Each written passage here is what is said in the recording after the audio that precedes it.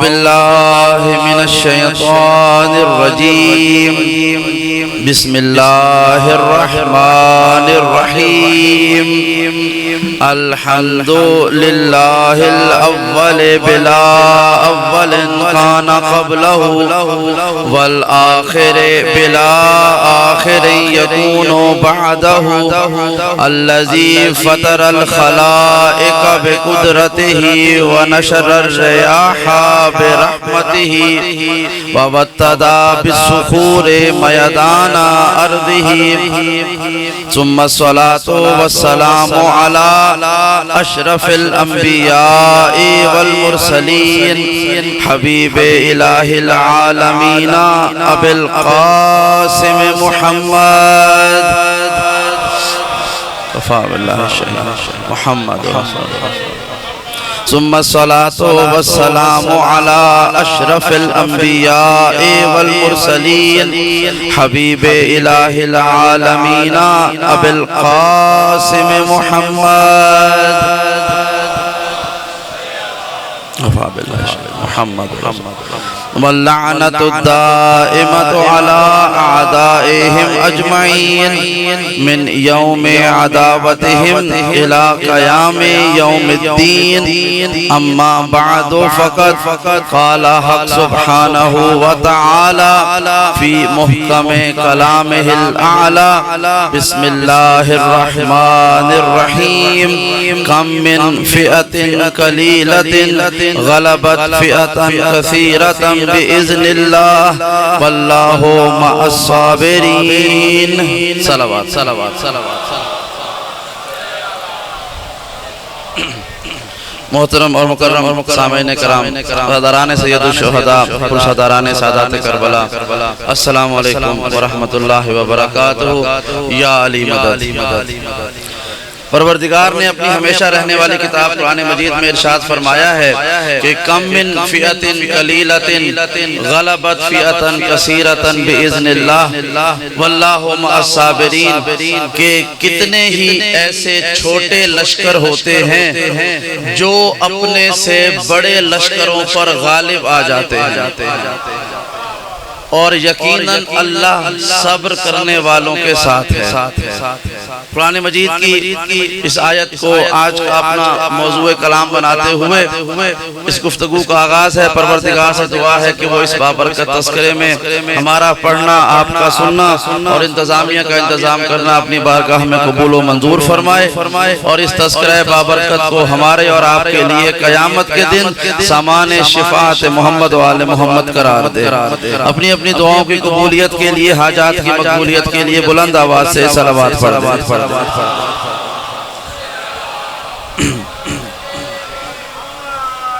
پروردگار کا یہ فرمان ذیشان کہ ہے دنیا والوں یاد رکھو کم من فئت قلیلت کہ وہ کتنے ہی ایسے لشکر ہیں جو تعداد میں چھوٹے ہوتے ہیں، غلبت فئتا کثیرتا جو اپنے سے بڑے لشکروں پر غالب آ جاتے ہیں، واللہ مع الصابرین اور بے شک اللہ صبر کرنے والوں کے ساتھ ہے۔ میں اس آیت کو صرف ترجمہ کر کے آپ کے سامنے ایک دو مرتبہ دوبارہ پڑھوں گا تو مجھے یقین ہے اس پہلے مومن سے لے کے آخری تک ہر ایک کو سمجھ آ جائے گا کہ یہ آیت کا ترجمہ کس طرف اشارہ کر رہا ہے اور میرے اگلے لفظ کیا ہونے والے ہیں، کیونکہ ہم نے قرآن کی آیتوں کو صرف زبانی پڑھا نہیں ہے بلکہ ہم نے قرآن کو اپنے سینوں میں اتارا ہے، اور قرآن جن کے سینوں میں اتر جائے پھر وہ قرآن کے لفظوں کو بھی سمجھتے ہیں، اس کے ترجمے کو بھی داد دیتے ہیں۔ دوبارہ سنیے گا، اللہ کہہ رہا ہے کہ وہ کتنا ہی چھوٹا لشکر تھا جو اپنے سے بڑے لشکر پر غالب آ گیا، اور اللہ صبر کرنے والوں کے ساتھ ہے۔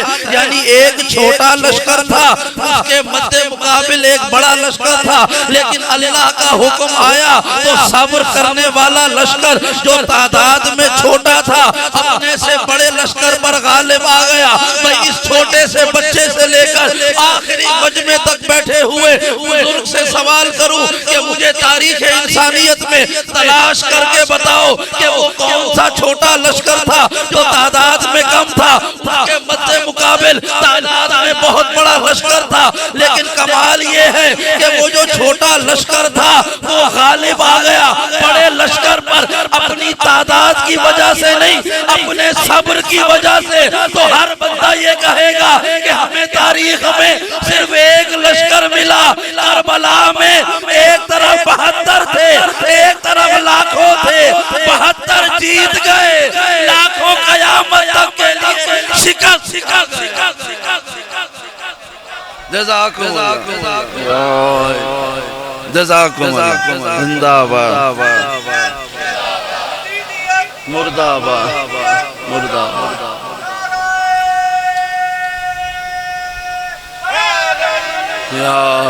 جزاک اللہ۔ تو ایک ایسا چھوٹا لشکر ہے کہ جو تعداد میں کم ہے لیکن اپنے صبر میں اتنے بڑے ہیں کہ وہ بڑے بڑے لشکروں پر غالب آ جاتے ہیں، اور وہ جو غلبہ ہے وہ ان کے صبر کی وجہ سے ہے، ان کے صبر۔ یہ جملہ یاد رہے گا کہ وہ تعداد بعد میں ہے، صبر پہلے ہے، کہ اللہ نے کہا میں صبر کرنے والوں کے ساتھ ہوں۔ یہ ایک آیت، اب دوسری آیت سنیے۔ اس آیت سے ہمارا یہ سارا موضوع آپ کے سامنے روز روشن کی طرح واجب ہو جائے گا۔ پروردگار فرما رہا ہے قد کان لکم آیۃ فی فئتین التقطا فئۃ تقاتل فی سبیل اللہ واخری کافرہ ترونہم مثلہم رأی العین واللہ یؤید بنصرہ من یشاء۔ کہ اے دنیا والو دیکھو، قد کان لکم آیۃ فی فئتین التقطا، تمہارے لیے ان دو لشکروں میں اللہ کی کھلی ہوئی نشانی ہے کہ جو آپس میں جنگ کرتے ہیں۔ فئۃ تقاتل فی سبیل اللہ، ان دو لشکروں میں سے ایک لشکر اللہ کے لیے لڑتا ہے، وَأُخْرَى کافرہ، اور اس کے سامنے آنے والا لشکر کافروں کا لشکر ہے۔ قرآن کی آیتیں ہیں، فئۃ تقاتل فی سبیل اللہ، ایک اللہ کی راہ میں لڑ رہا ہے، وَأُخْرَى کافرہ، اور دوسرا لشکر کافروں کا ہے۔ اور اس آیت کا سب سے بڑا جملہ یہ ہے ترونہم مثلہم رأی العین، ان دونوں کی مثال ایسے ہے جیسے یہ جنگ تمہاری آنکھوں کے سامنے ہو رہی ہو، جیسے یہ جنگ تمہاری آنکھوں کے سامنے ہو رہی ہو۔ واللہ یؤید بنصرہ من یشاء، اور اللہ ان دونوں میں سے اپنی مدد کے ذریعے جس کو چاہتا ہے کامیاب کر دیتا ہے۔ بھئی قرآن کی آیت ہے نا، میں نے کہا تھا میں ترجمہ کروں گا، آپ سمجھ جائیں گے کہ موضوع کہاں جا رہا ہے۔ اللہ کہہ رہا ہے دو لشکر آمنے سامنے ہیں، ایک لشکر اللہ کے لیے لڑتا ہے اور اس کے مد مقابل لشکر کافروں کا ہے۔ فئۃ تقاتل فی سبیل اللہ، ایک لشکر اللہ کے لیے لڑتا ہے، وَأُخْرَى کافرہ، اس کے مد مقابل کافروں کا لشکر ہے۔ اور فرمایا ترونہم مثلہم رأی العین، ان کی مثال ایسے ہے جیسے وہ جنگ تمہاری آنکھوں کے سامنے ہو رہی ہو۔ یہ قرآن کی آیت ہے، یعنی کوئی ایسی جنگ ہے جو آج بھی ہماری آنکھوں کے سامنے لڑی جا رہی ہے، کوئی ایسی جنگ ہے جو آج تک لڑی جا رہی ہے۔ بھئی قرآن کے لفظ ہے نا، یہ میری خطابت نہیں، یہ کوئی حدیث نہیں، کوئی شعر نہیں، کوئی مرثیہ نہیں، قرآن کی آیت ہے۔ اللہ کہہ رہا ہے ترونہم مثلہم رأی العین، ان کی مثال ایسے ہے جیسے تمہاری آنکھوں کے سامنے جنگ ہو رہی ہو، یعنی کوئی جنگ ایسی ہے کہ جو آج بھی زندہ ہے، کوئی جنگ ایسی ہے جو آج تک بھی لڑی جا رہی ہے۔ اطمینان سے بتائیے گا کیا آپ نے پچھلے 1400 برسوں میں کوئی ایسی مجلس دیکھی ہے جو جنگ بدر کی یاد میں کی گئی ہو؟ سنیے گا، کوئی ایسی جنگ ہے؟ کبھی اعلان دیکھا کہ آج جنگ احد کی یاد میں مجلس برپا ہو رہی؟ کیا کبھی خیبر و خندق کی یاد میں مجلسیں ہوتی دیکھی ہے؟ کبھی حنین و تبوک کی یاد برپا ہوتے دیکھی ہے؟ نہیں۔ تو پھر کون سی ایسی جنگ ہے کہ جو ہوئی تو بہت پہلے تھی لیکن وہ آج تک بھی لڑی جا رہی رہی ہے. پتا چلا کوئی ایسی جنگ ہو کہ جو اس زمانے میں لڑی گئی اس کی تاریخ آج بھی بیان کی جا رہی ہے. تو ہمیں تو 1400 سالہ تاریخ اسلام میں نہ بدر کی یاد مناتے نظر آئے، نہ احد کی یاد مناتے نظر آئے، نہ خیبر و خندق کی یاد مناتے نظر آئے. ہم نے جب بھی تذکرہ کو دیکھا مجلس برپا ہوئی، یاد کربلا میں برپا ہوئی، اور اللہ کہہ رہا ہے اس جنگ کی نشانی یہ ہے ایک طرف اللہ کا لشکر، اس کے سامنے آنے والا کافروں کا لشکر. پتا چلا کہ تم ظاہری نام و نسب پر نہ جانا، جو بھی حسین کے مد مقابل آئے گا اللہ کی نظر میں کافر ہوگا. جزاک اللہ. لبیک یا حسین، لبیک اللہ. جزاک اللہ. تو قرآن کہہ رہا ہے کہ ایک لشکر اللہ کے لیے لڑتا ہے، ایک لشکر جو اس کے مقابل آتا ہے وہ کافروں کا لشکر ہے. اب جو اللہ کا لشکر ہوگا وہ وہی ہوگا جو تعداد میں کم بھی ہو تو اپنے سے بڑے لشکر پر غالب آ جائے گا، کیونکہ اللہ کی اذن اس کے ساتھ ہے، اللہ کی رضا اس کے ساتھ ہے، اور اللہ کا صبر ان کے ساتھ ہے. اور اللہ کہہ رہا ہے وہ جنگ ایسی ہے جو آج بھی آپ کی آنکھوں کے سامنے لڑی جا رہی ہے. اب ایک جملہ سنیں گے. کربلا 61 ہجری میں ایک دن کی جنگ تھی. سنیے گا جملہ.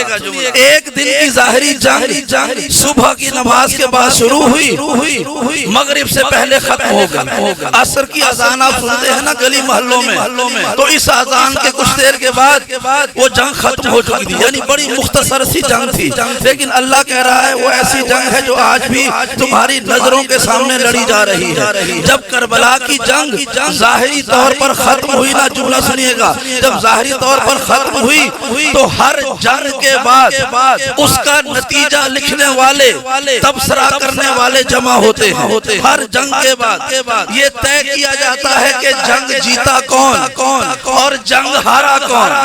جملہ سنیے گا. ہر جنگ میں یہ آخر میں نتیجہ لکھا جاتا ہے جیتا کون اور ہارا کون. اور کربلا کے بعد بھی ایسا ہوا، لوگوں نے نتیجہ لکھنا چاہا کہ ہم لکھ کر دیکھتے ہیں کربلا کا انجام کیا ہوا. تو کربلا کے بعد 3 طرح کے نتیجے ہمارے سامنے آئے. 3 طرح کے. پہلا کسی نے لکھا کہ چونکہ امام حسین کربلا کی جنگ میں شہید ہو گئے تھے لہذا نعوذ باللہ حسین وہ جنگ ہار گئے.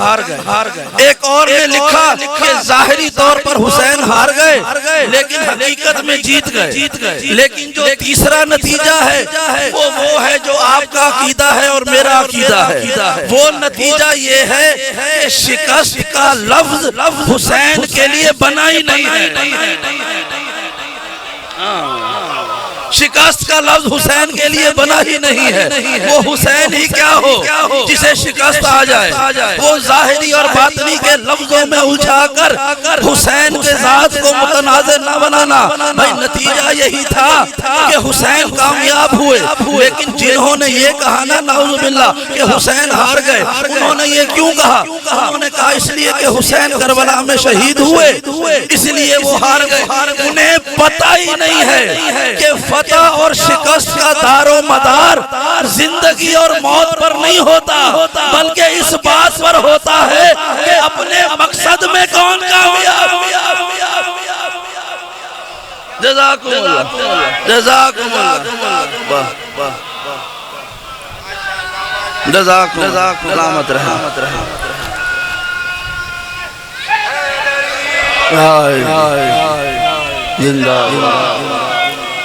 زندہ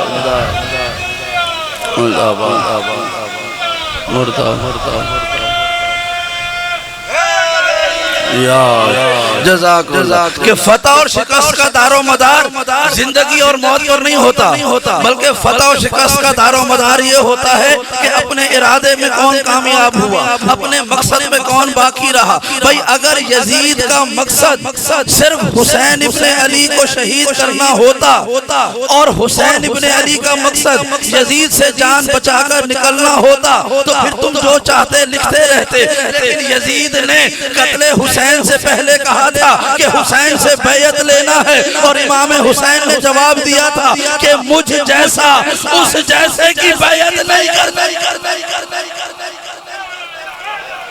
یا جزاک اللہ یزید یزید یزید یزید یزید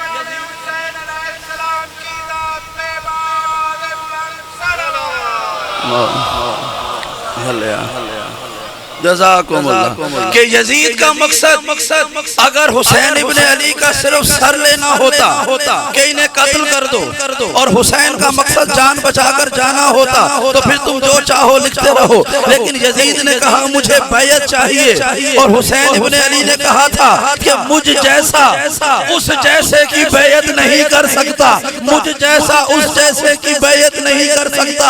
یعنی آپ نے اگر کربلا کا نتیجہ دیکھنا ہو تو کربلا کے بعد یہ نہ دیکھو زندہ کون رہا اور شہید کون ہوا، بلکہ یہ دیکھو اپنے ارادے میں کون کامیاب ہوا۔ یزید بیعت لینے میں کامیاب ہوا یا حسین اپنے انکار پر باقی رہے؟ بھئی کربلا میں عصر عاشور سر کٹوا کر حسین نے بتا دیا یہ ابو طالب کا خون ہے، یہ سر کٹ تو سکتا ہے، کسی کے آگے جھک نہیں سکتا۔ جزاک اللہ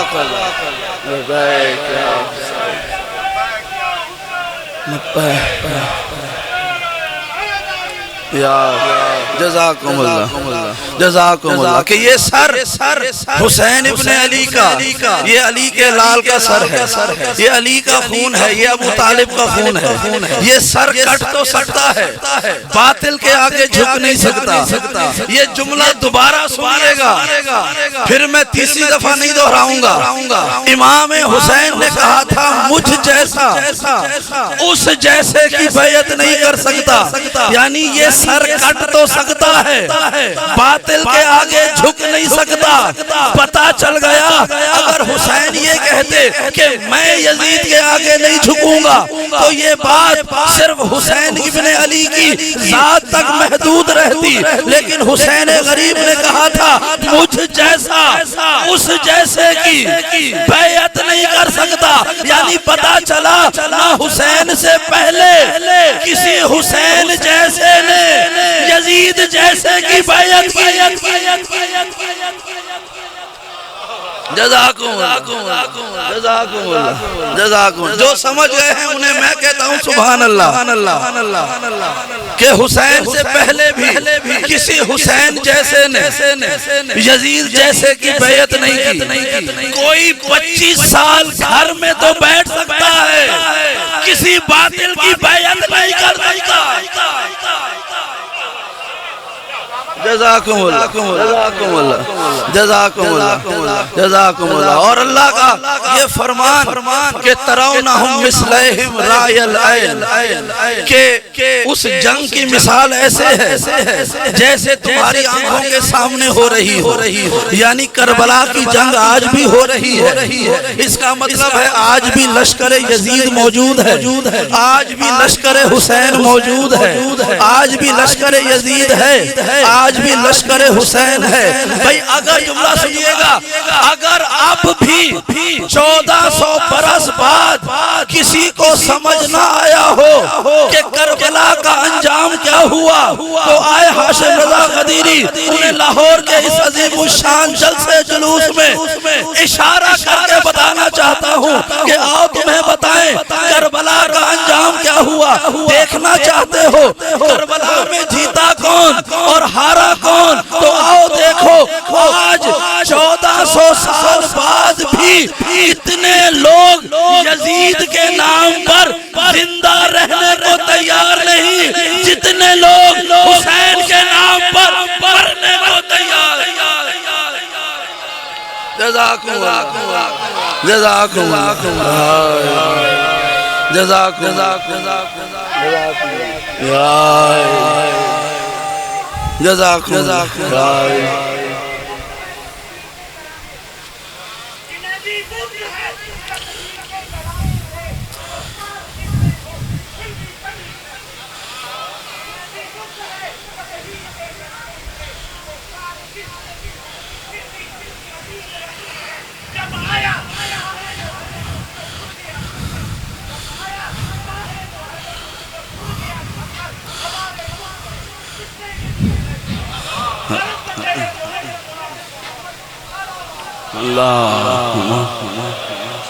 جزاکم اللہ جزاکم کہ آج 1400 برس بعد بھی اتنے لوگ یزید کے نام پر زندہ رہنے کو تیار نہیں ہیں، جتنے لوگ حسین کے نام پر مرنے کو تیار ہیں۔ آپ اپنی پسند کے کلمہ پڑھنے والے کو روک کر پوچھیں کہ کیا یزید کی طرح زندہ رہنا چاہو گے یا حسین ابن علی کی طرح شہید ہونا چاہو گے؟ تو یقین ہے ہر شریف آغوش میں پلنے والا یہ کہے گا کہ اگر زندگی ہزاروں بار بھی دی جائے تو ہم یزید پر لعنت بھیج کر حسین کی طرح شہید ہونا جزاک اللہ۔ بس آخری دو جملے سنیے گا، وقت مکمل ہوا۔ مجھ سے پہلے بھی آپ علامہ عرفان عباس قمی صاحب کا بڑا پرمغز ولایت اہل بیت سے محفوظ خطبہ اور کلام سن رہے تھے۔ خدا تمام ذاکرین و علماء حقہ کی حفاظت فرمائے، اور جہاں عزاداری حسین ابن علی برپا ہو رہی ہے پروردگار تمام عزاداروں اور مومنین کی حفاظت فرمائے، اور اسی طرح سے ہمیں صحت و سلامتی کے ساتھ ساری دنیا میں عزاداروں کو عزاداری حسین ابن علی کرتے رہنے کی توفیق عطا فرمائے۔ صلوات پڑھ دے محمد و آل محمد۔ بس آخری دو جملے سنیے گا۔ روایت میں ہے، تاریخ میں ہے 2003 میں، آج سے تقریباً 23-24 سال پہلے یورپ کا ایک ملک ہے یونان، گریس جسے کہتے ہیں۔ یونان پرانی تاریخ میں اپنے فلسفے کی وجہ سے بڑا مشہور تھا۔ فلسفہ یونان آج بھی ہمارے یہاں بعض مدارس دینیہ میں بھی پڑھایا جاتا ہے۔ جو لوگ انگریزی میں یونیورسٹیز میں یورپ میں پڑھتے ہیں نا، وہ جانتے ہیں میں کیا کہہ رہا ہوں کہ یونان کا فلسفہ، گریک فلسفی آج بھی ہمارے یہاں بعض نصاب کا حصہ ہے، ہم پڑھتے ہیں۔ یونان کا فلسفہ علم کے اعتبار سے اپنے زمانے سے سینکڑوں برس آگے تھا یہ ملک یونان کا ایک بادشاہ تھا کہ جو خدا کو نہیں مانتا تھا، وہ علم کا مخالف تھا۔ اس بادشاہ کا ایک مشیر تھا جس کا نام تھا سقراط بڑا مشہور فلسفی تھا۔ اس نے اپنے فلسفے کی روح سے تخلیق کائنات کو ثابت کیا، اللہ کا وجود ثابت کیا۔ تھا تو وہ عیسائی مذہب پر، لیکن وہ اللہ کو مانتا تھا۔ اس نے اپنے فلسفے کی بنیاد پر نئے نظریات پیش کیے، اور اس نے بادشاہ کو قائل کیا کہ تم غلط کہہ رہے ہو، میں سچ کہہ رہا ہوں۔ اب بادشاہ کے درمیان ان کے ذہنوں میں جو فرعونیت پائی جاتی ہے، ہم نے دیکھا کہ جب کبھی کسی پڑھے لکھے نے کسی بادشاہ وقت کو للکارا ہے اور بادشاہ علم کا جواب نہیں دے سکا تو ہمیشہ ظلم کرتا ہے۔ اب بادشاہ نے کہا کہ سقراط کو پکڑ کر زہر کا پیالہ پلاؤ اور اسے جان سے قتل کر دو۔ آخری دو جملے سنیے گا۔ سقراط کو بادشاہ کے حکم سے زہر دے کر قتل کر دیا گیا۔ آج سے کئی سو سال پہلے کا واقعہ، کئی سو سال پہلے، لیکن 2003 میں یونان کے بعض وکیلوں نے اس بادشاہ پر سقراط کے قتل کا مقدمہ کر دیا۔ ہزاروں سال پہلے مر جانے والے بادشاہ پر سقراط کے قتل کا مقدمہ قائم کیا۔ اخبار میں اشتہار دے دیا گیا فلاں وقت فلاں عدالت میں سقراط کے بادشاہ کے خلاف قتل کا مقدمہ ہوگا، جس نے پیروی کرنی ہو آ جائے۔ اب وقت مقرر پر جج بھی بیٹھ گیا، یہ وکیل بھی آ گئے، یہ سقراط کے وکیل تھے۔ یہ آ گئے، لیکن اس بادشاہ کا کوئی وکیل نہیں آیا۔ چند لمحے دلائل پیش کرنے کے بعد جج نے فیصلہ لکھا کہ میں اس زمانے کے قانون کے مطابق سقراط کے قاتل بادشاہ کو سزائے موت سناتا ہوں۔ بڑا عجیب جملہ کہ اس زمانے کے قانون کے مطابق سقراط کو سزائے موت سناتا ہوں۔ جیسے ہی وکیل یہ فیصلہ لے کر باہر آئے نا تو آگے سوال کرنے والے صحافی کھڑے تھے۔ کہا بھائی وکیل تو دنیا کا سب سے عقل مند طبقہ ہوتا ہے، یہ تم نے کیا کیا کہ ایک قتل کے ہزاروں سال کے بعد، سینکڑوں سال کے بعد آج تم نے اس پر قتل کا مقدمہ کیا؟ نہ کوئی مرنے والے کا وارث ہے، نہ کوئی مارنے والے کا وارث ہے، نہ کوئی بادشاہ کا جانشین ہے، نہ کوئی سقراط کا وارث ہے، پھر تم نے یہ مقدمہ کر کے کیا حاصل کیا؟ ان وکیلوں کا جواب سنیں گے۔ انہوں نے کہا کہ ہمیں پتا ہے کہ نہ آج اس بادشاہ کا کوئی وارث ہے، نہ کوئی سقراط کا وارث ہے، لیکن تاریخ میں لکھا ہوا ہے سقراط بھی یونان کا تھا، وہ بادشاہ بھی یونان کا تھا، یعنی قاتل بھی یونان کا، مقتول بھی یونان کا، اور ہم بھی یونان کے۔ تاریخ کو پتہ ہی نہیں چلتا کہ ہم بادشاہ کے ساتھ ہیں یا ہم اس مظلوم کے ساتھ ہیں۔ کا تاریخ کو کیا پتا کہ ہم اس قاتل بادشاہ کے ساتھ ہیں یا ہم اس مقتول کے ساتھ ہیں؟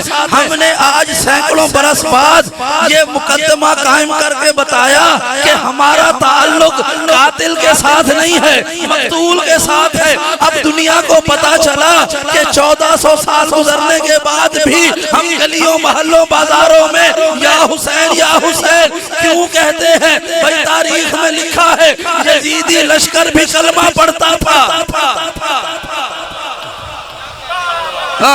لشکر یزید میں بھی نمازی تھے، وہاں بھی صحابی تھے، وہاں بھی حاجی تھے، اور لشکر اسلام میں بھی نمازی تھے، صحابی تھے۔ تو اب کسی کو معلوم ہی نہیں ہوگا کہ یزیدی کون ہے، حسینی کون ہے۔ ہم نے گلیوں گلیوں یا حسین کی آواز بلند کر کے دنیا کو بتایا کہ 1400 سال بعد بھی ہمارا تعلق حسین سے ہے، یزید سے نہیں۔ لبیک یا حسین، لبیک یا حسین، کربلا کربلا۔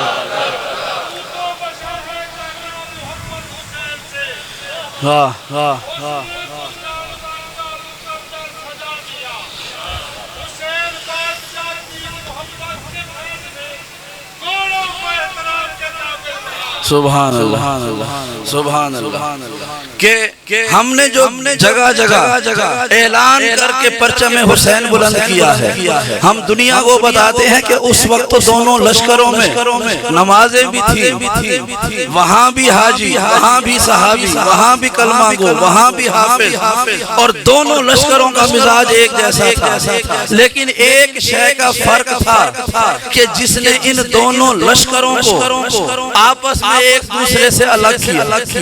اب یہ جملہ دوبارہ سنیں، دو لشکر آمنے سامنے، آخری جملہ ہے، یہ دو لشکر آمنے سامنے، ایک خیموں کے پاس اور ایک دریا کنارے۔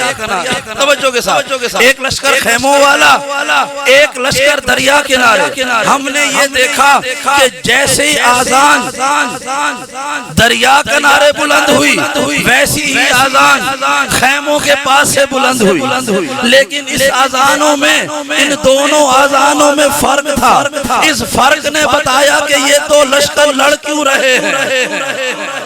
بھئی توجہ کے ساتھ، بھئی دونوں طرف صحابی، دونوں طرف حافظ، دونوں طرف حاجی، دونوں طرف نمازی، دونوں طرف سجدہ کرنے والے، دونوں طرف کلمہ پڑھنے والے، تو پھر یہ جنگ ہو کیوں رہی تھی؟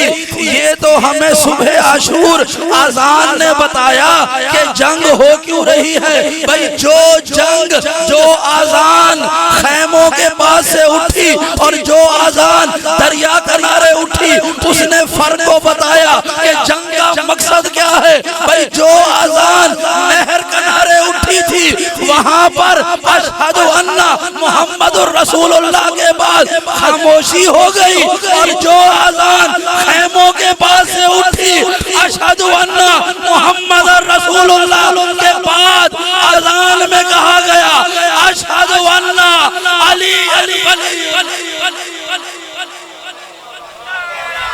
جزاکم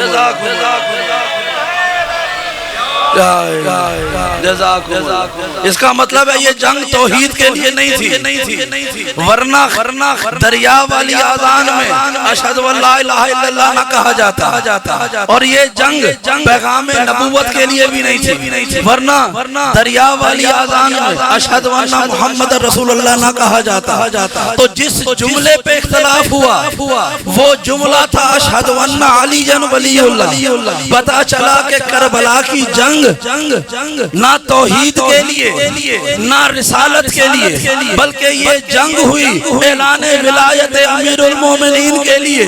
لیکن فرق یہ ہوا ہماری نسلوں کو پتہ چل گیا کہ توحید اسی کی خالص ہے، نبوت اسی کی خالص ہے کہ جس کی زبان پر علی کی ولایت کا کلمہ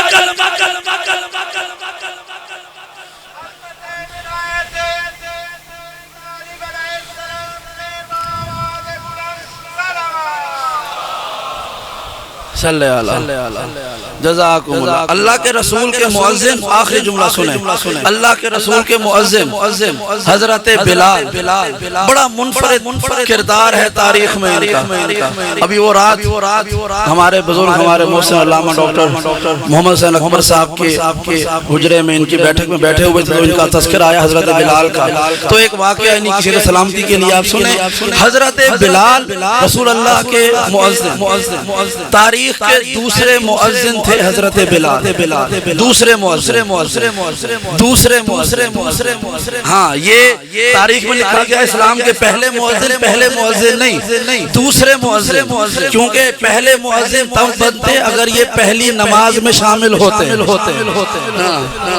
تو پہلی نماز میں بلال شامل نہیں تھے، اس کا مطلب ہے پہلے مؤذن بھی یہ نہیں، پہلا مؤذن وہ ہوگا جو رسول کے ساتھ پہلی نماز میں شامل ہوا ہوگا، جو رسول کے ساتھ پہلی نماز میں شامل ہوا۔ حضرت بلال رسالت مآب کی شہادت کے بعد مدینے سے چلے گئے شام، آپ نے مدینے کو چھوڑا اور شام چلے گئے، لیکن دوسری حکومت کے زمانے میں ایک مرتبہ آپ واپس آئے شام سے مدینہ، جملہ سنیں گے، شام سے مدینہ آخری جملہ ہے، شام سے مدینہ آئے تاکہ میں رسول اور اصحاب رسول کی نشانیوں کو دیکھوں۔ جب مدینے میں اطلاع ملی نا کہ حضرت بلال آ رہے ہیں، مؤذن رسول آ رہا ہے، تو اتنے میں آپ مسجد نبوی میں داخل ہوئے، اصحاب رسول نے آپ کے ہاتھوں کا بوسہ لیا اور کہا بلال آپ کے آنے سے ہمیں رسول کا زمانہ یاد آ گیا ہے۔ تو حضرت بلال کی بھی آنکھوں سے آنسو جاری ہوئے، سب رسول کو یاد کر کے رونے لگے۔ اتنے میں نماز کا وقت ہوا، جملہ سنیے گا، نماز کا وقت ہوا تو اصحاب رسول نے کہا بلال آپ بھی آج مسجد میں تشریف فرما ہے اور نماز کا بھی وقت ہو گیا ہے، کیا ہی اچھا ہو کہ آج آپ آذان دے دیں تاکہ ہمیں زمانہ رسالت کی یاد آ جائے۔ جملہ سنیں، زمانہ رسالت کی یاد آ جائے، آپ آذان دے دیں۔ حضرت بلال نے ہاتھ جوڑ کر معذرت کی، پھر دیگر اصحاب نے بار بار تاکید کی، کوئی ضد کرنے لگا، اصرار کرنے لگے کہ بلال آذان دے دو۔ حضرت بلال کی آنکھوں سے آنسو بھی جاری ہے اور وہ انکار بھی کر رہے ہیں کہ آذان نہیں دینا چاہتا۔ اتنے میں حضرت ابو ذر غفاری آگے آئے، انہوں نے کہا بلال تمہیں یہ سب بڑے بڑے لوگ تم پہ اصرار کر رہے ہیں تم آذان دو، تو آخر تم آذان کیوں نہیں دیتے؟ تو حضرت بلال نے کہا میں اس لیے آذان نہیں دیتا کہ جب زمانہ رسالت میں میں آذان دیا کرتا تھا تو جب یہ جملہ کہتا تھا نا اشہد ان محمد رسول اللہ، تو یہ جملہ کہتے ہوئے میں اپنا چہرہ پھیر کر رسول کے چہرے کو دیکھا کرتا تھا۔ اب محمد مصطفیٰ نہیں ہے، اب جب میں یہ جملہ کہوں گا تو میری نگاہیں مصطفیٰ کو ڈھونڈیں گی تو میں یہ جملہ ادا نہیں کر سکوں گا، اس لیے میں آذان نہیں دینا چاہتا۔ جملہ سنیں، بلال کہتے ہیں کہ میں آذان میں اشہد ان محمد رسول اللہ کہتے ہوئے اپنا رخ محمد کے چہرے پر موڑ کر دیکھا کرتا تھا۔ اب محمد نہیں ہے تو جب میں یہ رسالت کی گواہی دوں گا تو مجھے چہرہ محمد کی تلاش ہوگی، وہ چہرہ نہیں ہے تو میری زبان لڑکھڑا جائے گی۔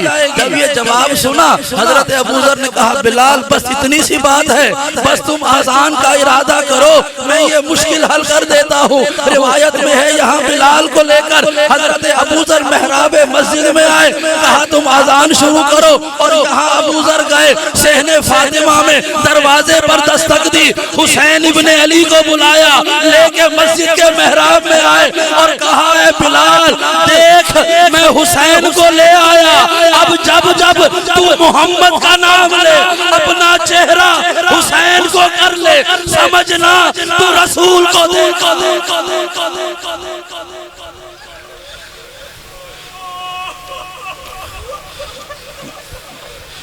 اجرک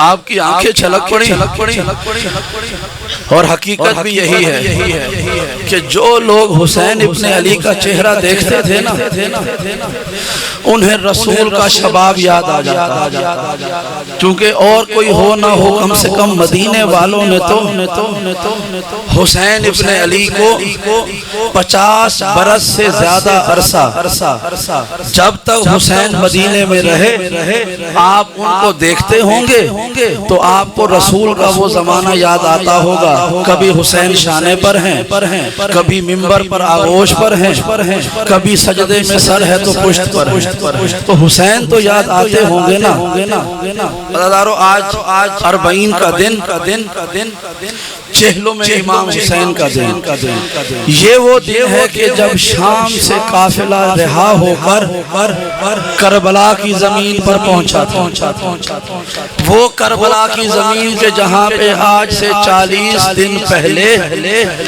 وہ حسین ابن علی جس کے گلے پر رسول بوسے دیا کرتے تھے، وہاں کلمہ پڑھنے والوں نے کند خنجر سے 13 ضربے مار کر شہید۔ اجرکم اللہ۔ روایت آج کا دن ابھی آپ کے سامنے جلوس عزا برپا ہوگا، بہت سی شبیہات برآمد ہوں گی۔ روایت میں ہے کہ جب روز عاشور آہستہ بڑھنے لگا نا، زوال کے بعد کا وقت ہوا، عصر کی طرف دن بڑھ رہا تھا، ایک ایک کر کے حسین غریب کے سارے جانثار چلے گئے، آخر میں وہ لمحہ آیا کہ جب غریب زہرا اپنی تلوار کے نیام کا سہارا لے کر زمین پر بیٹھے ہوئے دیکھ رہے ہیں، آنکھوں سے آنسو ہیں، کبھی دائیں دیکھتے ہیں کبھی بائیں دیکھتے ہیں، یا اچانک لشکر یزید سے للکارنے کی آواز آئی، عمر ابن سعد نے خدا اس پر لعنت کرے للکار کر کہنے لگا حسین تھک گیا ہے۔ اجرکم اللہ، حسین بس تھک گیا ہے۔ جب یہ جملہ سنانا تو یا علی کہہ کر نیام کا سہارا لے کر علی کا لال اٹھا، ایک مرتبہ لشکر یزید کے چہروں کو دیکھا اور ایک مرتبہ حسرت سے اپنے خیموں کو دیکھا۔ اپنے خیموں کو دیکھ کر حسین ابن علی آئے آہستہ آہستہ قدموں سے خیموں کے اندر، تاکہ آ کر اہل حرم سے آخری مرتبہ ودا ہو جا۔ عزیزارو یہ چند میں پڑھتا رہوں گا، جس کی آنکھوں میں وضو ہو جائے وہ گریا کرتا رہے، بس آخری 2-3 جملے۔ روایت میں ہے غریب زہرا چل کر خیموں کے اندر آئے، شہزادی زینب کے خیمے میں، اور کہا بہن زینب خیموں میں جتنی ہمارے مخدرات ہیں ان سب کو جمع کرو، میں سب سے ایک ہی وقت میں ودا کر لوں گا۔ شہزادی زینب کے خیمے میں سارے اہل حرم جمع ہوئے، حسین ابن علی نے باری باری سب سے ودا لی، کسی کو علی اکبر کا پرسا دیا، کسی کو قاسم کا پرسا دیا، کسی کو ان کے بیٹوں کا پرسا دیا، اور آخر میں چہرہ زینب کو دیکھ کر کہا بہن زینب تجھے علی اکبر کا بھی پرسا، تجھے محمد کا بھی پرسا، تجھے عباس کا بھی پرسا۔ اجرکم اللہ۔ سب سے ودا ہو کر حسین ابن علی خیمے سے باہر چلنے لگے۔ عزیزارو آپ میں سے جس نے جنازے اٹھائے ہیں نا وہ یہ منظر سمجھ سکیں گے، جب کوئی جنازہ اٹھتا ہے تو کوئی اس کے سر کی طرف سے ہاتھ لگاتا ہے، کوئی اس کے شانوں کے پاس سے ہاتھ لگاتا ہے، کوئی کمر کے پاس سے جنازے کو ہاتھ لگاتا ہے، کوئی پاؤں کی طرف سے ہاتھ لگاتا ہے۔ بھئی جب امام حسین خیمہ زینب سے چلنے لگے نا تو کسی بی بی نے دایاں بازو تھام لیا، کسی نے بایاں بازو تھام لیا، کسی نے ابا کا دامن تھاما، ایسا لگ رہا تھا خیمہ زینب سے حسین نہیں جا رہے، حسین کا جنازہ اجرکم اللہ، حسین کا جنازہ جا رہا ہے جسے حسین کے اہل حرم کندھا دے رہے ہیں۔ ہزاروں خیمے سے باہر آئے اور کیا آ کر دیکھا کہ حسین غریب کی سواری جنگ پہ جانے کے لیے تیار نظر۔ بڑا مشکل جملہ ہے یہ سمجھانا کہ حسین غریب کی سواری جنگ پر جانے کے لیے تیار نظر آئے۔ جنگ کے لیے سواریوں کو تیار کرنا اس کا ایک مخصوص طریقہ ہوا کرتا تھا۔ جب آپ نے دیکھا کہ میری سواری تیار ہے، ایک مرتبہ پھر خیموں کے اندر آئے اور کہا کہ میں نے تو ہر جانے والوں کی سواریاں تیار کی تھی، یہ ابھی کچھ دیر پہلے تو میری سواری تیار نہیں تھی، یہ میری سواری کس نے تیار کی؟ کہ اچانک خیمے کے ایک طرف سے جناب رقیہ کی آواز آئی، مولا مجھے ابو الفضل العباس نے وصیت کی تھی جب حسین کا کوئی نہ بچے تو حسین کی سواری تیار۔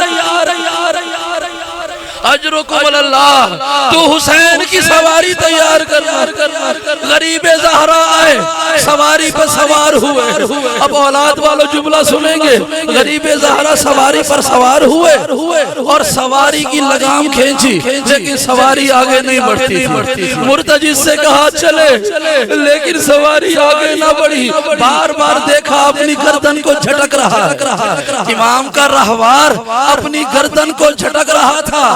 امام حسین نے پشت رہوار سے جب جھک کر دیکھا تو 4 سال کی بیٹی ذوالجنا کے قدموں سے لپٹی کہہ رہی تھی، او میرے بابا کو نہ لے جا، جو بھی مقتل گیا ہے وہ واپس نہیں آیا۔ اجرکم اللہ، غریب زہرا دوبارہ سواری سے نیچے اترے، شہزادی کو اپنے آغوش میں اٹھایا اور پھر خیموں میں آ گئے۔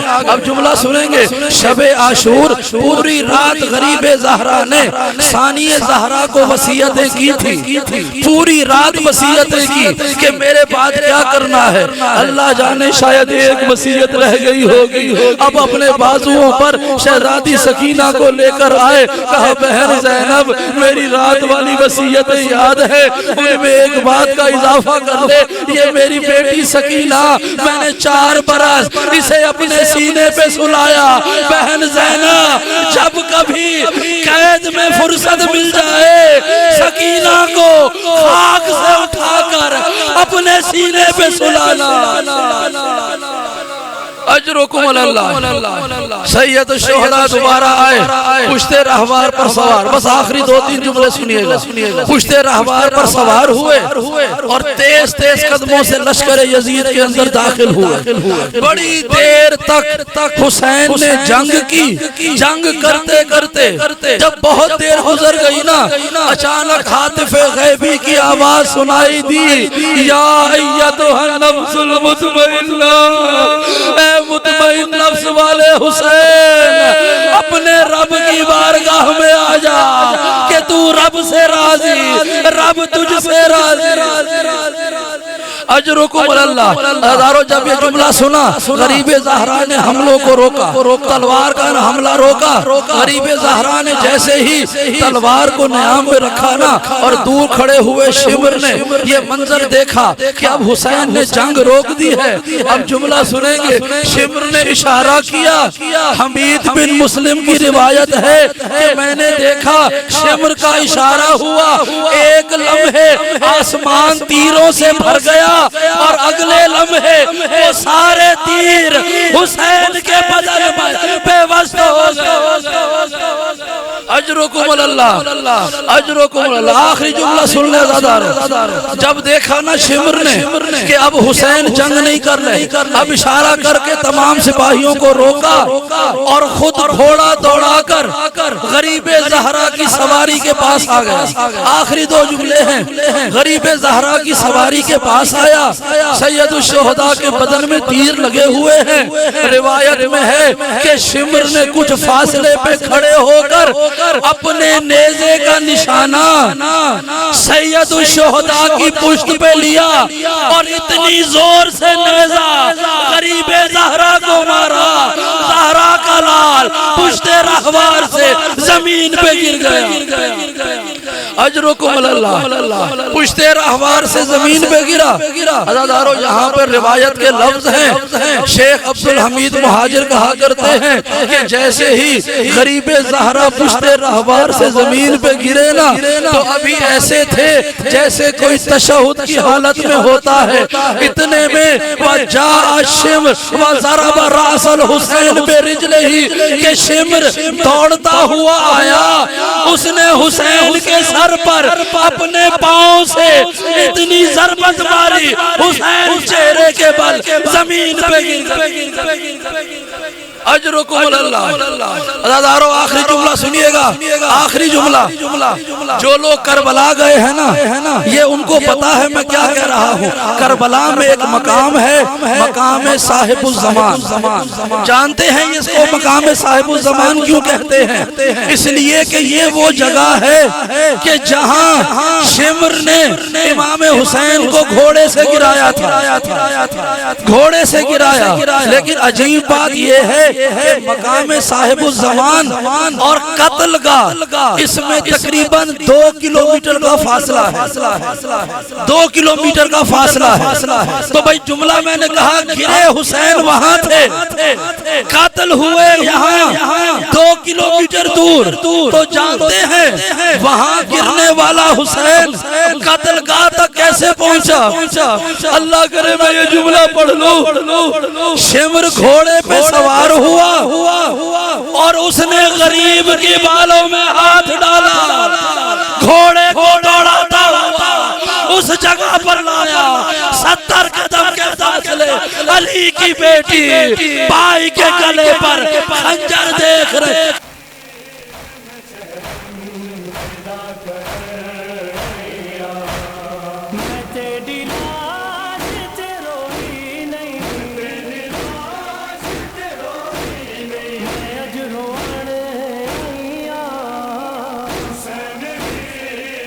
چہر